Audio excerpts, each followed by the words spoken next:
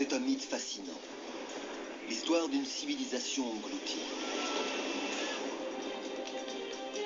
Ce n'est pas une idée de cinglé. Un mystère d'autrefois qui obsède encore aujourd'hui. C'est comme l'Arche d'Alliance ou le Saint Graal. Plusieurs équipes explorent la légende. Ça ne vient pas d'ici. Il faut remonter dans le temps pour enquêter sur ses origines. C'est la mort du Nil.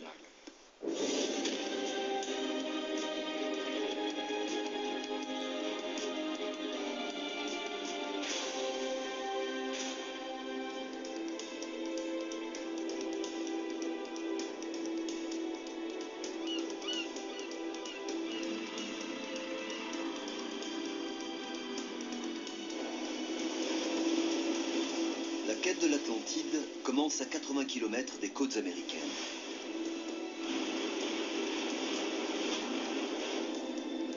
Une expédition de plongée cherche les traces d'un mystère qui captive notre imagination depuis plus de 2000 ans.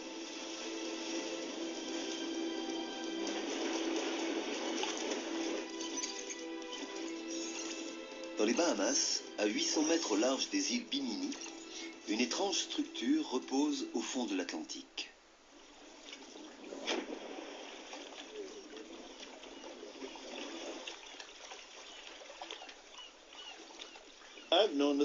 Je connais ce coin depuis une vingtaine d'années. Et il nous intrigue tellement qu'on voudrait voir s'il y a des traces de vie plus anciennes que la nôtre. On se dit qu'on devrait finir par trouver des preuves tangibles de l'existence d'une civilisation ancienne, dans le passé.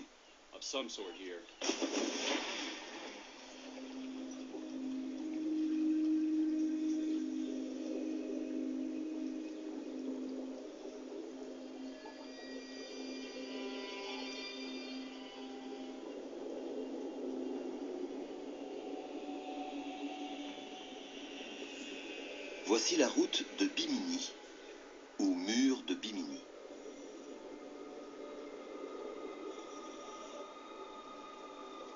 Plusieurs théories existent chez les atlantologues. Ce serait un ancien port, une route menant à un site cérémoniel ou les ruines d'un temple.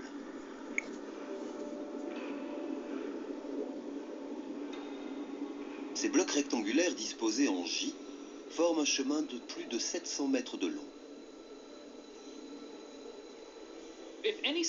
Si les sceptiques veulent se faire une opinion par eux-mêmes, au lieu de dire « il paraît que », je leur recommande d'aller voir le mur de Bimini. Bonjour à tous.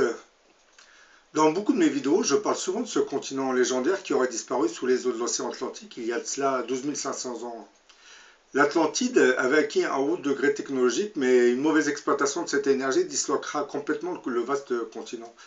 Les centrales d'énergie de l'Atlantide ne fonctionnaient pas comme nos centrales nucléaires et hydrauliques, mais elles gravitaient autour d'un mystérieux cristal qui était installé dans un étrange bâtiment dont le dôme pouvait s'ouvrir de manière à exposer le cristal à l'énergie de l'éther universel qui accompagne la lumière du soleil. Ce cristal sacré était gigantesque, cylindrique avec un angle prismatique à 6 côtés. Ces cristaux n'étaient pas fabriqués artificiellement. La matière brute du cristal était retirée d'une montagne dans laquelle se trouvait un important gisement. Une fois retirés de la montagne, les cristaux étaient envoyés vers un bâtiment qui se chargeait de la découpe. Le cristal étant ensuite retravaillé, les plus gros cristaux étaient destinés aux centrales d'énergie, et les plus petits étaient envoyés vers des bâtiments de manufacture qui assemblaient les petits cristaux sur différentes machines qui servaient au quotidien des Atlantes. Les centrales d'énergie recevaient d'énormes cristaux qui étaient conçus de manière à réceptionner de l'énergie puis de la réémettre.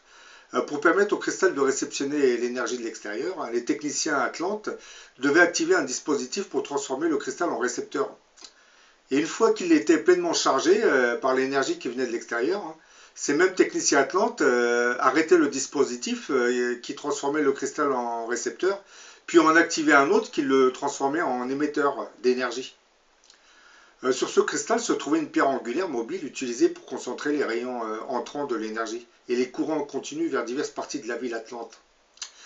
Lors de la destruction finale de l'Atlantide, une partie de ces centrales d'énergie atlantes seront détruites, alors que d'autres resteront intactes et tout en restant sur de petites plaques continentales, finiront par couler tout doucement vers le fond de l'océan. Tout en restant au fond de l'océan, certaines de ces centrales d'énergie atlante continueraient aujourd'hui de fonctionner de temps à autre. Le dispositif qui enclencherait le mécanisme énergétique du cristal se mettrait en route à des périodes bien précises. Et certaines de ces centrales se trouveraient aujourd'hui dans les fonds du triangle des Bermudes, ou vers les Bahamas. Lorsque les cristaux se réactivent, ils finissent par perturber l'électronique des bateaux ou des avions qui passent dans le secteur. Par exemple, en janvier 2011, une anomalie énergétique assez puissante qui avait été détectée conduira à des investigations qui auraient permis à l'armée américaine de ramener vers la surface de l'eau un énorme cristal qui était la source de l'anomalie. Cet étrange cristal qui se trouvait dans une sorte de pyramide sera finalement ramené depuis 500 mètres de profondeur. Ce cristal se serait activé, on ne sait pas pourquoi, et aurait commencé à émettre un puissant brouillage VLF de plusieurs mégawatts, ainsi que des émissions de sursaut gamma. Ramené à terre pour étude, le cristal aurait complètement paralysé une base militaire. Cette information nous rappelle aussi l'histoire de ce plongeur qui, en 1970, lors d'une plongée sous-marine dans les Bahamas, va découvrir un étrange cristal. Je vous cite le petit récit. En 1970, le docteur Ray Brown, un praticien naturopathe de Mesa en Arizona, était allé faire de la plongée sous-marine avec quelques amis près des îles Barry dans les Bahamas. C'est près d'un secteur populaire connu sous le nom de la langue de l'océan. Pendant une de ces plongées, Brown se trouvera séparé de ses amis et en les cherchant, il sera effrayé quand il va rencontrer par hasard, il va découvrir par hasard une forme de pyramide qui lui paraissait assez étrange. Cette pyramide se découpant sur la lumière bleu-vert. En l'examinant plus en avant, Brown sera surpris par la surface en pierre de la structure entière lisse, comme un miroir, avec les joints entre les blocs individuels presque imperceptibles. En nageant autour du pyramidion, dont Brown pensa que ça pouvait être du lapis lazuli, il va découvrir une entrée et décidera d'y entrer. En passant dans un vestibule étroit, Brown entra finalement dans une grande pièce rectangulaire avec un plafond en forme de pyramide. Il sera stupéfié de voir que cette pièce ne contenait aucune algue ou corail sur les murs intérieurs. Ils étaient tellement impeccables. En outre, quoique Brown n'ait apporté aucune torche avec lui, il pouvait quand même voir tout dans la pièce avec sa vue normale. La pièce était bien éclairée, mais aucune source de lumière directe n'était visible. L'attention de Brown sera attirée par une tige métallique cuivrée de 3 pouces, c'est-à-dire à 8 cm de diamètre, pendant de l'apex du centre de la pièce. Et au bout de laquelle était attaché un cristal rouge à facettes effilé en pointe. Directement au-dessous de cette tige et de ce cristal, assise au milieu de la pièce, se trouvait une embase de pierre taillée avec une plaque en pierre, avec des extrémités en volute. Sur la plaque, il y avait une paire de mains en métal, couleur bronze, grandeur nature, qui semblaient noircies et brûlées, comme si elles avaient été soumises à une chaleur énorme.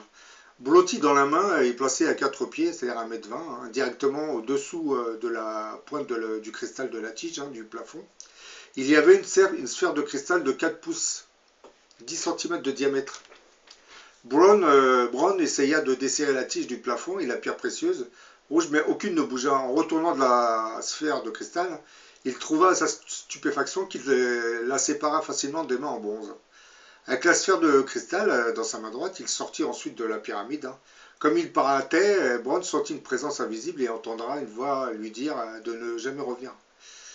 En craignant justement que sa trouvaille puisse être confisquée par le gouvernement américain en tant que trésor récupéré, le docteur Brown ne révélera pas l'existence de cette sphère étrange de cristal et ne rapportera non plus ses expériences qu'en 1975, quand il exposa son cristal pour la première fois à un séminaire psychique à Phoenix.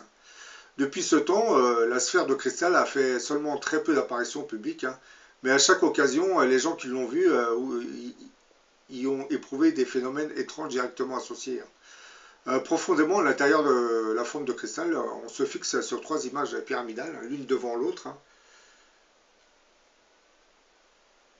Quelques personnes qui entraient dans un état de méditation, de conscience, disent qu'ils étaient capables de discerner une 4e pyramide en avant des 3 autres. lorsque je parle des gens qui touchent cette sphère de cristal et qui font une sorte de psychométrie. Hein. En regardant la sphère de cristal à côté des images internes, les images internes se dissolvent dans des milliers de lignes de fractures minuscules. Brown estimait que celles-ci pouvaient s'avérer être de nature électrique, hein, comme une certaine forme de circuit microscopique.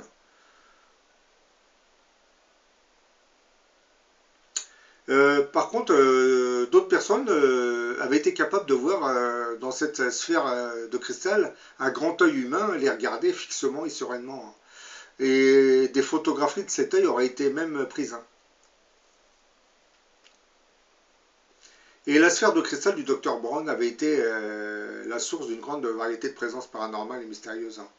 Les gens avaient senti des brises et des vents soufflant près d'elle, hein, des couches froides ou chaudes, hein, l'entouraient à des distances diverses. Hein. D'autres témoins ont observé des lueurs fantomatiques. Hein. Une aiguille de boussole placée à côté de la sphère de cristal filera en sens inverse des aiguilles d'une montre, hein, puis ensuite dans la direction opposée. Hein. Si on la déplace seulement à quelques pouces plus loin. Les métaux devenaient temporairement magnétisés quand ils entraient en contact avec la sphère. Il y avait même des cas enregistrés où la guérison avait eu lieu en touchant simplement la sphère. Nous pouvons seulement spéculer quant à pourquoi la sphère de cristal avait été créée et quelle partie elle avait autrefois joué dans la pyramide sous-marine des Bahamas découverte par Ray Brown.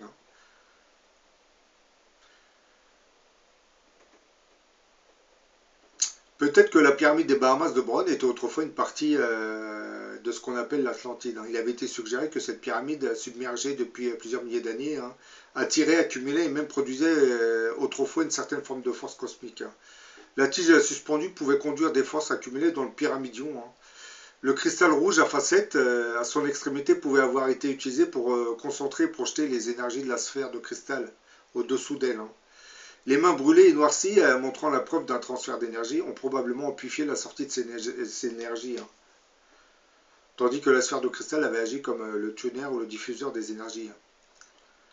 Donc là, il faut préciser que cette pyramide, en fait, n'est pas une centrale d'énergie atlante, hein, puisque le cristal intérieur serait beaucoup plus imposant. Je pense que là, il est dans une sorte de centrale relais en forme de pyramide, hein, celle qui réceptionnait l'énergie des grands cristaux, hein, et qui à leur tour le transmettait. Voire, on peut même spéculer sur une autre solution. Hein, et probablement que Ray Brown serait rentré dans ce qu'on appelle un hôpital Atlante. Vous avez le cristal qui se charge et il transmet son énergie à la boule qu'il tient à la main, donc vous voyez l'image. Hein. Ensuite, j'ai précisé que dans ces hôpitaux, il y avait plusieurs cristaux qui servaient de relais à l'énergie qui arrivait du grand cristal, hein, puisque c'était renvoyé vers plusieurs cristaux dans l'hôpital, ce qui permettait aux Atlantes de guérir, voire de régénérer certaines personnes en énergie. Hein. Puisque ces hôpitaux, on soignait pas comme on soigne aujourd'hui, dans ces hôpitaux, on soignait à partir du cristal. Hein. C'est pour cette même raison qu'on pouvait... certains de ces cristaux, ils mettaient des sortes de faisceaux laser qui permettaient de cicatriser instantanément les blessures. Bon voilà, j'en ai fini avec cette vidéo.